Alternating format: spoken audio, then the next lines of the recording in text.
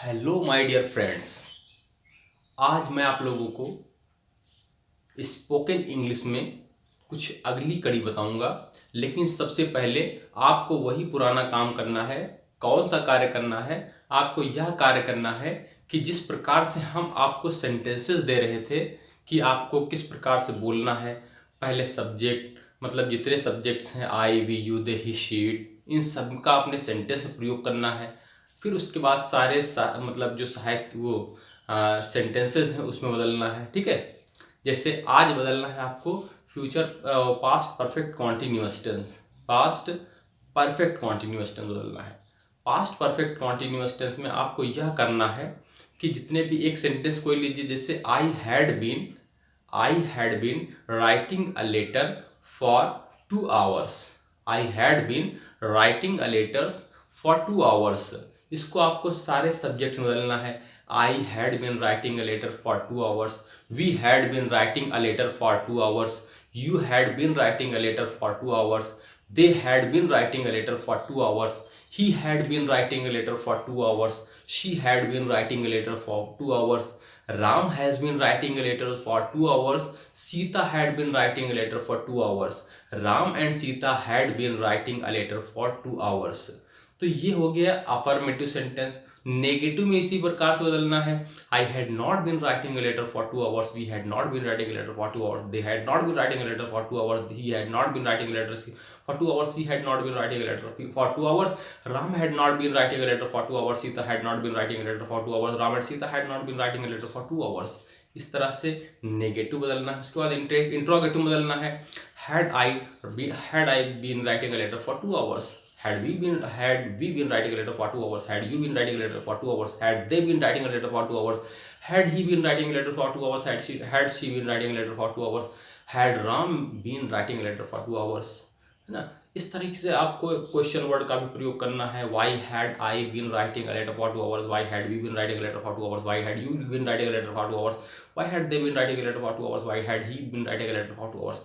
इस तरह से आपने देखा कि हम जो बोल रहे हैं सेंटेंसेस को, इन सभी सेंटेंसेस में हमने पास्ट परफेक्ट कॉन्टिन्यूअस टेंस का प्रयोग किया।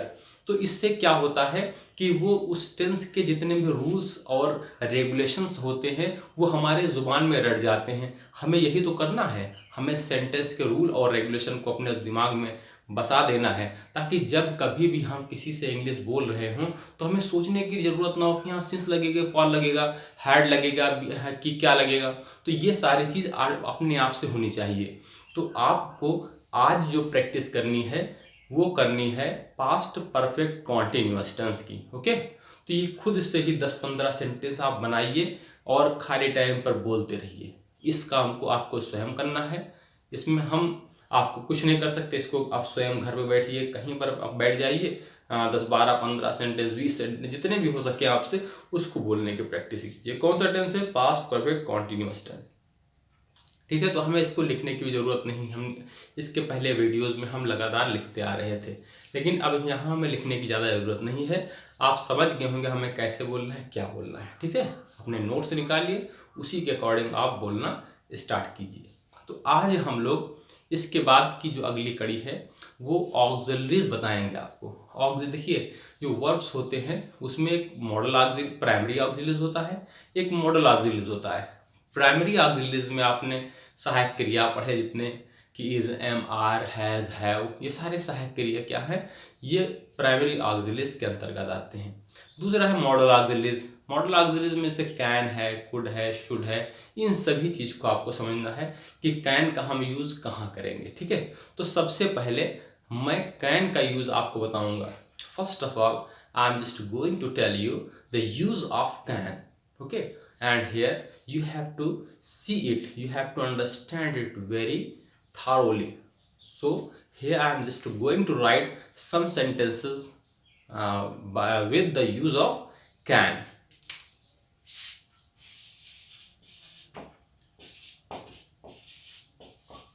देखिए, कैन का मतलब होता है सकना। जैसे मैं जा सकता हूँ, आई कैन गो, तुम जा सकते हो, यू कैन गो, तुम पढ़ सकते हो, यू कैन रीड, वह गा सकता है, ही कैन सिंग, वह दौड़ सकता है, ही कैन रन। ठीक है, मैं लिख सकता हूँ, आई कैन राइट। तो इस तरह से कैन का प्रयोग करते हैं, ठीक है। तो कैन का प्रयोग हम कुछ सेंटेंसेस लिख दे रहे हैं, फिर उसको आपको हम एक तरफ से एक्सप्लेन करें। ओके, ठीक है।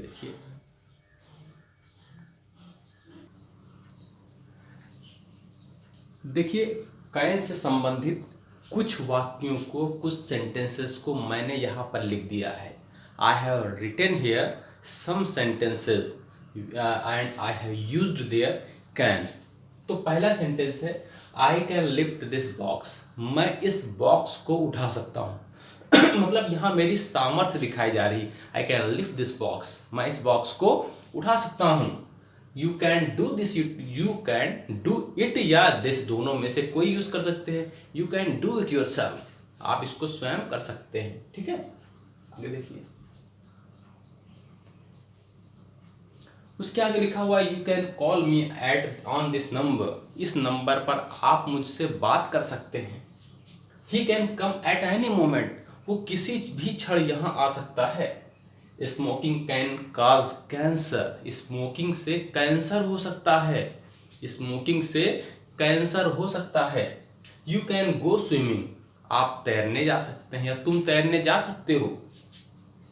You can use a pestle and mortar to crush the spices, आप मसाला कूटने के लिए इमाम दस्ते का प्रयोग कर सकते हैं। You can use a pestle and mortar to crush the spices, आप मसाले कूटने के लिए इमाम दस्ते का प्रयोग कर सकते हैं। How long can you hold your breath, कितनी देर तक आप अपने सांस को रोक सकते हैं। हाउ लॉन्ग मतलब कितनी देर तक। How long can you hold your breath, आप कितनी देर तक अपनी सांस को रोक सकते हैं। I can see that you are tired, I can see that you are tired, मुझे दिखाई पड़ रहा है या मैं देख सकता हूँ कि आप थके हैं। देखिए यहाँ मैं देख सकता हूँ कह सकते हैं आप, मुझे लगता है ना, इस तरीके से इसको भी कह सकते हैं। मुझे दिखाई पड़ता है, मुझे दिखाई पड़ मतलब मैं देख सकता हूँ कि आप थके हुए हैं। I can only sleep in a quiet room, मैं सिर्फ शांत कमरे में ही सो सकता हूँ। I can only sleep in a quiet room, मैं केवल शांत कमरे में ही सो सकता हूँ। Can you smell something burning, can you smell something burning, क्या आप कुछ जलने की, आपको कुछ जलने की गंध आ रही है। Can you see, can you smell, क्या आप सूंघ सकते हैं। समथिंग का मतलब कुछ, बर्निंग का मतलब होता है जलते हुए। क्या आप कुछ जलते हुए सूंघ सकते हैं, या आपको कुछ जलने की बदबू आ रही या बू आ रही है, ठीक है। तो ये यूज हो गया आपका कैन। कैन का यूज मॉडल ऑक्सिलियस के अंतर्गत आता है। तो आप मॉडल ऑक्सिलियस के कैन का यूज यहाँ पर देख चुके हैं, ठीक है। अब दूसरा वर्ड्स देखिए। देखिए एक वर्ड होता है कुड। कुड का प्रयोग हम कैन के पास्ट टेंस के रूप में कर सकते हैं या करते हैं। कुड का प्रयोग कैन के पास्ट टेंस के रूप में भी करते हैं, और कुड का प्रयोग और भी कुछ सेंटेंसेस में करते हैं। अब देखिए कुड का प्रयोग, जैसे पहला हमने लिखा है कि when I was at school I could speak English fluently, जब मैं स्कूल में था या जब मैं स्कूल में पढ़ता था। देखिए पास्ट टेंस है ये, जब मैं स्कूल में था तो I could speak English fluently, मैं अंग्रेजी धारा प्रवाह बोल सकता था। पास्ट इंडेफिनिट टेंस में, मतलब पास्ट टेंस में जहाँ सकता था आ जाए तो वहाँ भी आपको कुड का ही प्रयोग करना है, ठीक है।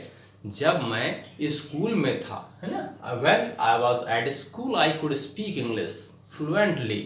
तो पास्ट में हम कैन के स्थान पर कुड का प्रयोग करते हैं, ठीक है।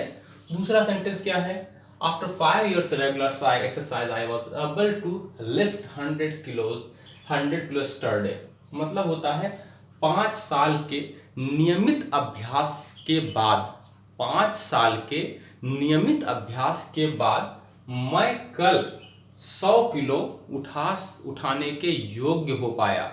देखिए यहाँ पर क्या है कि निश्चित क्रिया दी गई है ना। कल 100 किलो का वेट उठा पाया, मतलब निश्चित समय और क्रिया दी गई है।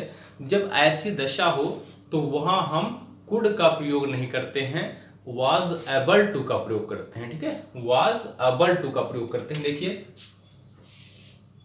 was able to का प्रयोग उस स्थान पर करेंगे जब कोई निश्चित क्रिया और समय दिया गया हो। ठीक है, दूसरा देखिए इसमें निश्चित समय नहीं दिया गया, जैसे when I was young, जब मैं युवा था, जब मैं जवान था, I could lift more than 100 kilos, तो मैं 100 किलो से भी ज़्यादा उठा सकता था।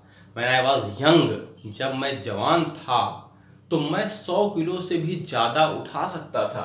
I could lift more than 100 kilos, यहाँ पर हम could का प्रयोग करेंगे। ठीक है, दूसरा देखिए he could be at home, वह घर पर ही हो सकता है जब कम संभावना हो। जब कम संभावना हो तो वहाँ भी हम could का प्रयोग करते हैं, he could be at home। ठीक है, नेक्स्ट है जब हमें कोई रिक्वेस्ट करना हो, अत्यधिक विनम्रता के साथ हम रिक्वेस्ट करते हैं, तब भी हम यहाँ could का प्रयोग करते हैं। जैसे could you lend me 100 rupees, क्या आप मुझे 100 रुपये उधार दे सकते हैं। could you lend me 100 rupees, तो क्या आप मुझे 100 रुपये उधार दे सकते हैं। ठीक है, you could try to look a little happier, आप थोड़ा खुश दिखने की कोशिश तो कर ही सकते हैं। आप थोड़ा खुश दिखने की कोशिश कर सकते हैं या कर ही सकते हैं। You could try to look a little happier, तो यह could का प्रयोग भी हमने कैन के सब्स्टिट्यूट के रूप में किया है। ठीक है, सकते हैं हिंदी में आ रहा है, लेकिन इंग्लिश में हमें उसके स्थान पर could का प्रयोग करना है। ठीक है, तो यूज ऑफ could आप देख लीजिए, इसको नोट कर लीजिए, इसको बोलने की कोशिश कीजिए। Many times I told you, as more as you speak, as much as knowledge you will gain. This is why I am saying the sentences which I write here, you should continuously learn it again and again. Read it again and again. In this way, the sentence will be crammed in your mind. Okay? तो इसको आप अच्छे से देखिए, याद कर लीजिए। अगला देख लीजिए, देखिए एक शब्द आता है could have।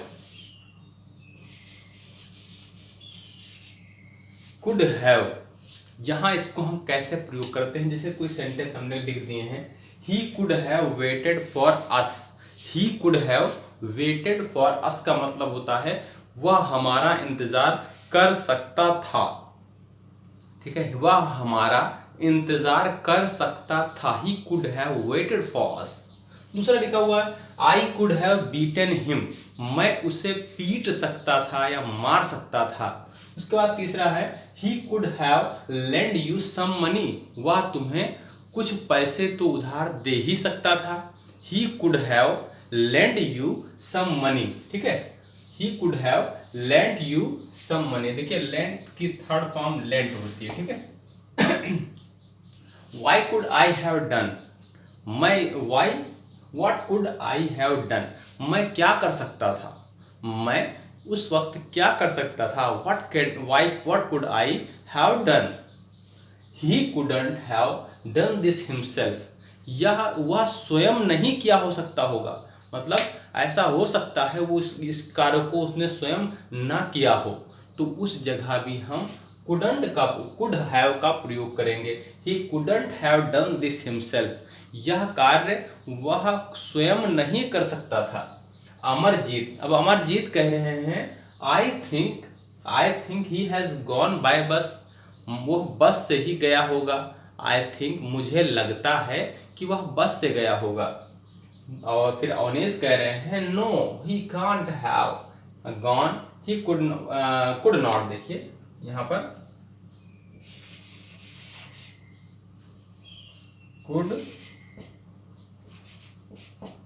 he couldn't have gone by bus, वह बस से नहीं जा सकता था। buses are on strike today, आज बस स्ट्राइक पर है। ठीक है, आज बस स्ट्राइक पर है, तो यहाँ पर no he could not have gone by bus, buses are on strike today। ठीक है, तो ये क्या है, ये could not have का प्रयोग है, इसको आप रटिए, देखिए, अच्छे से पढ़िए। ठीक है, लिखा हुआ he could not have waited for us, I could have beaten him, he could have lent you some money, what could I have done, he couldn't have done this himself, Amarjit, I think he has gone by bus, Avanis, no he couldn't have gone by bus, buses are on strike today। तो ये क्या है, ये मतलब could have का प्रयोग है, ठीक है, तो इसको आप अच्छे से देखिए समझिए, ठीक है, could have। तो इतनी चीज़ हमने बताई। अब नेक्स्ट सेंटेंस बताएंगे। कुछ दिन ऑक्सिलरीज ही आपकी चलेगी क्योंकि ये बहुत इंपॉर्टेंट है। Mostly whenever we speak we use auxiliary verbs, okay. तो इसको आप तैयार कीजिए, could, can, should, may, might, सारी चीज़ हम बताएंगे एक तरफ से धीरे धीरे। लेकिन अब ये 8वां दिन आपका था, अब ये भी आज हमने कंप्लीट कर दिया है, ठीक है। Okay, thank you.